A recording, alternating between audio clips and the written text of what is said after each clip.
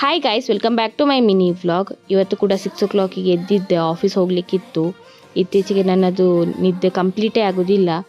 ಅದಾದಮೇಲೆ ಬೇಗ ಬೇಗ ರೆಡಿ ಎಲ್ಲ ಆದೆ. ಮತ್ತು ಇವತ್ತು ಬ್ರೇಕ್ಫಾಸ್ಟ್ ಮಾಡಲಿಕ್ಕೆ ಟೈಮೇ ಸಿಕ್ಕಿರಲಿಲ್ಲ, ಲೇಟಾಗಿತ್ತು. ಹಾಗಾಗಿ ಆಫೀಸಲ್ಲಿ ಎಂತಾದರೂ ತಿನ್ನುವ ಅಂತ ಅಂದ್ಕೊಂಡೆ.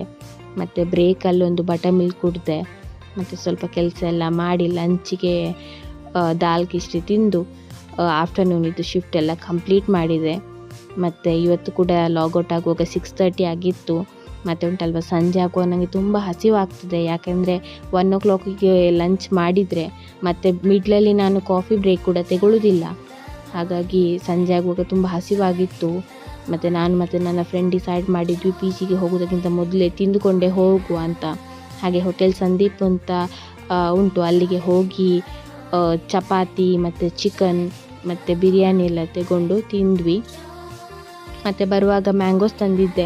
ಹಾಗೆ ಮನೆಗೆ ಬಂದು ಫ್ರೆಶ್ ಅಪ್ ಎಲ್ಲ ಆಗಿ ಮ್ಯಾಂಗೋ ತಿಂದೆ. ಇವತ್ತಿಗಿಷ್ಟೇ guys. Thank you so much. Please keep supporting and bye.